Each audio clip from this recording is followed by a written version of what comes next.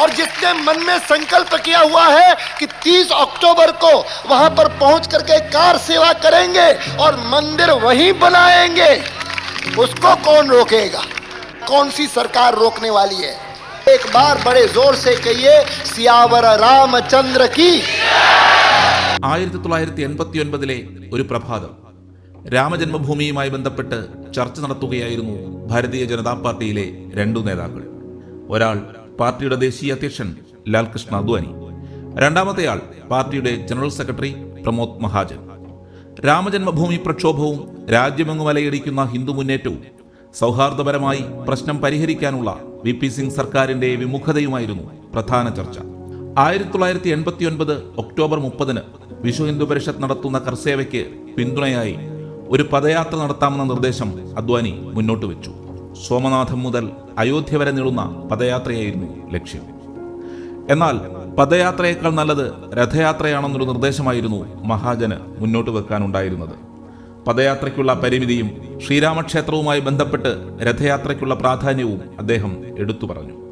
തീയതി തീരുമാനിച്ചാൽ മാത്രം മതി, ബാക്കി എല്ലാ ആസൂത്രണവും താൻ ഏറ്റെടുക്കാമെന്ന് മഹാജൻ പ്രഖ്യാപിക്കുക കൂടി ചെയ്തതോടെ പ്രസിഡന്റ് അത് സമ്മതിച്ചു. അങ്ങനെ സ്വതന്ത്ര ഇന്ത്യയുടെ ചരിത്രം തിരുത്തിയ ആ രഥയാത്ര തീരുമാനിക്കപ്പെട്ടു. ഒക്ടോബർ 30 കർസേവ ദിനം വരെ നീളുന്ന 10,000 കിലോമീറ്റർ ദൈർഘ്യമുള്ള രാമരഥയാത്ര നയിക്കുന്നത് ലാൽകൃഷ്ണ അദ്വാനി.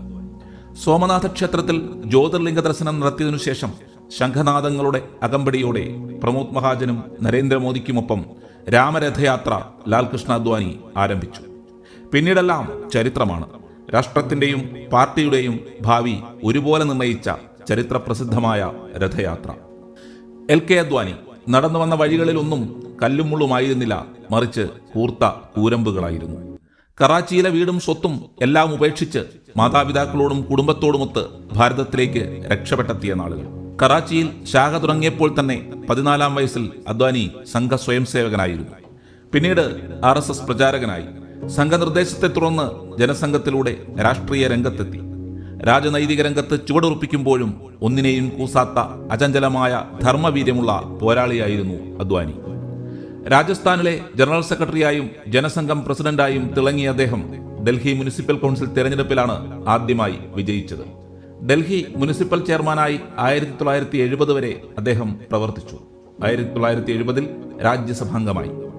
അടിയന്തരാവസ്ഥക്കാലത്ത് ഇന്ദിര ഏറ്റവും ഭയന്നത് അദ്വാനിയുടെയും വാജ്പേയിയുടെയും പ്രസംഗങ്ങളെയാണ്. അതുകൊണ്ട് തന്നെ അവരെ ജയിലിലടച്ചാൽ അധികം പ്രശ്നങ്ങൾ ഉണ്ടാകില്ല എന്നവർ കരുതി. പക്ഷേ ജയിലിനുള്ളിൽ നിന്നും ലഘുലേഖകളിലൂടെയും രഹസ്യ മാസികകളിലൂടെയും അവരുടെ ശബ്ദം ഈ നാട് മുഴുവൻ മുഴങ്ങി. അടിയന്തരാവസ്ഥയ്ക്കെതിരെ ശക്തമായ ജനകീയ പ്രതിരോധം ഉയർന്നു. കുനിയാൻ പറഞ്ഞപ്പോൾ ഇഴഞ്ഞു കാണിച്ചവർ എന്ന് അടിയന്തരാവസ്ഥക്കാലത്ത് ഇന്ത്യൻ മാധ്യമങ്ങളെ വിശേഷിപ്പിച്ചത് LK അദ്വാനിയാണ്. പിന്നീട് കോൺഗ്രസിനെ തറപറ്റിച്ച് 1977 അധികാരത്തിലെത്തിയ ജനതാ മന്ത്രിസഭയിൽ വാർത്താവിതരണ മന്ത്രിയായി. 1980 രാജ്യസഭയിലെ പ്രതിപക്ഷ നേതാവും. 1980 ഏപ്രിൽ 6 ജനതാ പാർട്ടിയിൽ നിന്ന് രാജിവെച്ച് അടൽ ബിഹാരി വാജ്പേയിയും അദ്വാനിയും സഹപ്രവർത്തകരും ചേർന്ന് ഭാരതീയ ജനതാ പാർട്ടി രൂപീകരിച്ചു. 80കളുടെ അവസാനം മുതൽ അയോധ്യയിലെ ശ്രീരാമജന്മഭൂമിയിൽ രാംലല്ലയ്ക്ക് ഭവ്യമായ ക്ഷേത്രമുയർത്തണമെന്ന ആവശ്യത്തിന് ശക്തിയേറിയിരുന്നു. വിശ്വ ഹിന്ദു പരിഷത്തും സന്യാസി മഠങ്ങളും ആ ആഗ്രഹത്തിനായി സമ്മർദ്ദമുണ്ടാക്കിയപ്പോൾ രാജീവ് ഗാന്ധി അവിടം ആരാധനയ്ക്കായി തുറന്നുകൊടുത്തു. മാത്രമല്ല, കോൺഗ്രസിന്റെ പ്രചാരണ പരിപാടികൾ ആ വർഷം ആരംഭിച്ചത് അയോധ്യയിൽ നിന്നാണ്. പക്ഷേ ആ നിലപാട് വെറും കൺകെട്ടുവിദ്യയാണെന്ന് മനസ്സിലാക്കാൻ അല്പം താമസിച്ചു പോയി. ശ്രീരാമദേവന് ക്ഷേത്രം നിർമ്മിക്കാൻ തങ്ങൾ കോൺഗ്രസിന് നൽകിയ വോട്ട് പാഴായിപ്പോയെന്ന് പതിയെ എല്ലാവരും മനസ്സിലാക്കി തുടങ്ങി.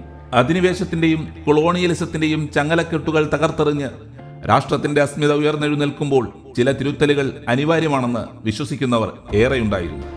അത് കേവലം മതത്തിന്റെയോ വിശ്വാസത്തിന്റെയോ മാത്രം പ്രശ്നമല്ല, ഒരു രാഷ്ട്രത്തിന്റെ അസ്തിത്വത്തിന്റെയും ധർമ്മബോധത്തിന്റെയും പ്രതീകമാണ്. അതുകൊണ്ടാണ് ഭാരതീയ ജനതാ പാർട്ടി രാമക്ഷേത്രത്തിനായുള്ള പ്രക്ഷോഭത്തിനായി അണിചേർന്നത്. ഇത് ഒരു മതത്തിനെതിരെയുള്ള യുദ്ധമല്ല, ബാബർ എന്ന ആക്രമണകാരിയുടെ അധിനിവേശത്തിനെതിരെയുള്ള യുദ്ധമാണ്. മന്ദിർ വഹി ബനായേങ്ക, ക്ഷേത്രം അവിടെ തന്നെ നിർമ്മിക്കുമെന്നായിരുന്നു അദ്വാനിയുടെ പ്രഖ്യാപനം. സോമനാഥം മുതൽ അയോധ്യ വരെ നടത്തിയ രഥയാത്ര ഭാരത മനസ്സുകളെ പ്രകമ്പനം കൊള്ളിച്ചു. അധിനിവേശത്തിനെതിരെയുള്ള യുദ്ധം മതത്തിനെതിരെയാണെന്ന് വരുത്തി തീർക്കാൻ കപടചരിത്രവുമായി കമ്മ്യൂണിസ്റ്റുകളും സോഷ്യലിസ്റ്റുകളും കോൺഗ്രസിനൊപ്പം കൂടിയപ്പോൾ ഒരിഞ്ചു പോലും പുറകോട്ട് പോകാൻ LK അദ്വാനി തയ്യാറായില്ല. അദ്ദേഹം വീണ്ടും പ്രഖ്യാപിച്ചു മന്ദിർ വഹി ബനായേങ്ക. 1990 നിരായുധരായ കർസേവകരെ മുലായത്തിന്റെ പോലീസ് വെടിവെച്ചു കൊന്നു. ആരെന്നോ എന്തെന്നോ അറിയാനാകാതെ അവരുടെ മൃതദേഹം ലോറികളിൽ കയറ്റി സരയൂ നദിയിൽ കൊണ്ടുതള്ളി. ആ നിരപരാധികളായ ശ്രീരാമഭക്തരുടെ ചോരയിട്ട് വീണ മണ്ണിൽ നിന്നുയർന്നു വന്ന ഹുങ്കാരത്തിൽ 1992 ഡിസംബർ 6 അധിനിവേശ ബിംബങ്ങൾ തകർന്നു വീണു.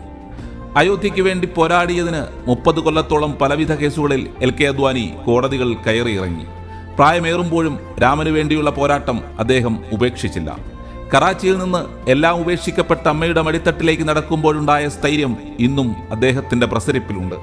പിന്നീട് നടന്ന തെരഞ്ഞെടുപ്പുകളിൽ BJP എന്ന രാഷ്ട്രീയ കക്ഷിയെ 2-ൽ നിന്ന് 2ാം മോദിയിലേക്ക് വരെ എത്തിക്കുവാൻ കഴിഞ്ഞതിൽ LK അദ്വാനിയുടെ സംഭാവന ചെറുതല്ല. രാംലല്ല തിരികെ അയോധ്യയിലെത്തുമ്പോൾ കൃതകൃത്യതയോടെ രാജഗുരുവായ വസിഷ്ഠനെപ്പോലെ പ്രാണപ്രതിഷ്ഠയ്ക്ക് മംഗളങ്ങളരുളാൻ അദ്ദേഹവും ഉണ്ടാകും. 500-ൽ പരം വർഷങ്ങളുടെ പോരാട്ടത്തെ വിജയത്തിലെത്തിക്കാൻ തൻ്റെതായ പങ്ക് നിർവഹിച്ച ചാരിതാർത്ഥ്യത്തോടെ